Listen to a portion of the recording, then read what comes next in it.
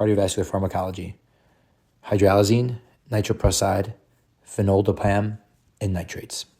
All right, so first and foremost, we're going to start with hydralazine. Now, what we need to know about hydralazine is its mechanism of action. All it does is that it's going to increase our CGMP.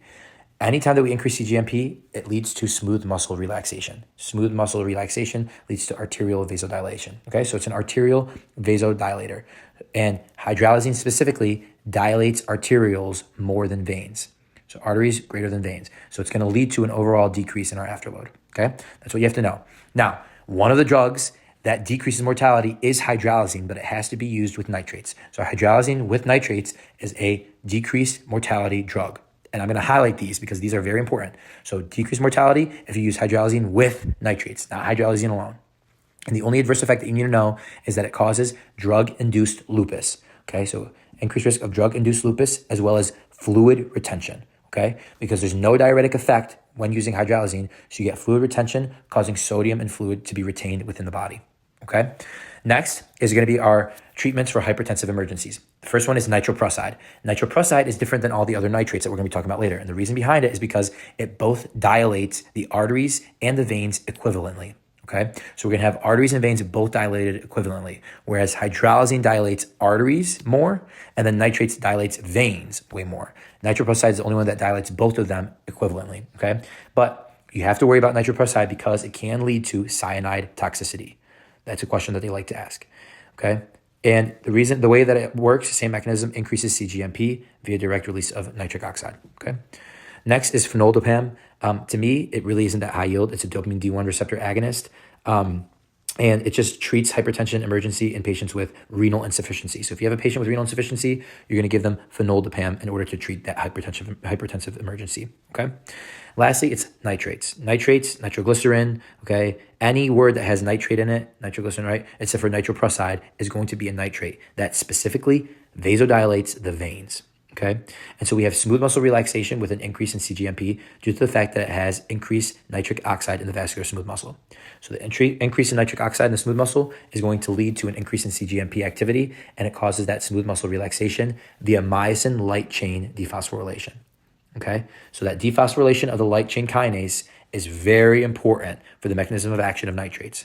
Okay, so what happens is NO goes, activates CGMP, increases guanylate cyclase, GC, which then causes dephosphorylation of light chain kinase, or another way of saying that is causes myosin light chain dephosphorylation. Okay, and that causes the dilation of the veins. Very important. The major clinical use is angina. So if patients have angina, stable angina specifically, give them nitrates. Any type of nitroglycerin, right, nitrates, they're going to have treatment for angina. Now, the adverse effects, one question that they love to ask, one is reflexive tachycardia.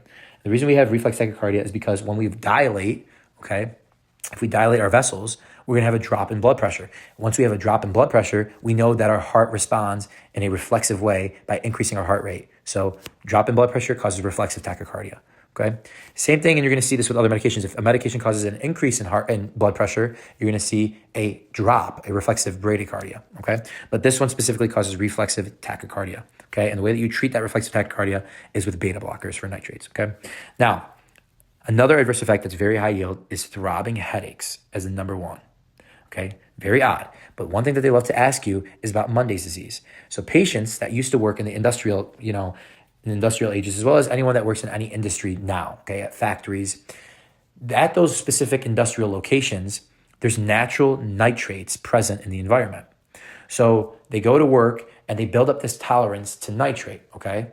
And then when they go home for the weekend, Saturday and Sunday, they lose a tolerance to nitrates. And then when they go back on Monday morning, they have all the symptoms as if they were taking nitrates again. They get the throbbing headaches, right? They get hypotension, they get flushing, okay? And on Tuesday, they come back. It's not too bad because now they're building their tolerance up for the week. So this is called Monday disease. And it's due to the fact they have nitrate exposure. Okay. Now, as I talked about with Monday's disease, they develop tolerance. And this is important also for patients that are taking nitrates. So you have to make sure that there's allotted time between every single time that you give a nitrate dosage, because you have to make sure that they didn't build up tolerance, because you can build up tolerance to nitrates very easily. Okay. So you have to kind of wait a little bit. Lastly, okay, These nitrates are contraindicated with another medication known as PDE5 inhibitors. PDE5 inhibitors are used for patients that have erectile dysfunction, okay? And the reason that this works is because what PDE5 inhibitors do is they act via the same mechanism, essentially. They're going to be increasing CGMP, just like how nitrates do.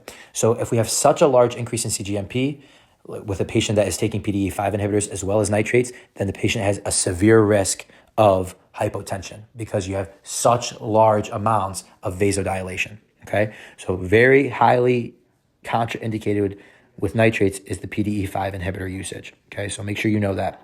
The last thing I will say that I think is important for any nitrates, right, is the synthesis of nitric oxide. So what they'll ask you is that arginine is needed for nitric oxide synthesis in our body.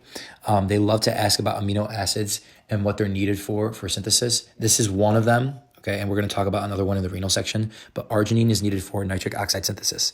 Lastly, ANP and BNP, as we talked about before, that come from the atria and the ventricles in response to dilation of the atria and ventricles, they act via the same mechanism by increasing CGMP. So they might ask you how nitrates and ANP and BNP relate to one another in their mechanism of action.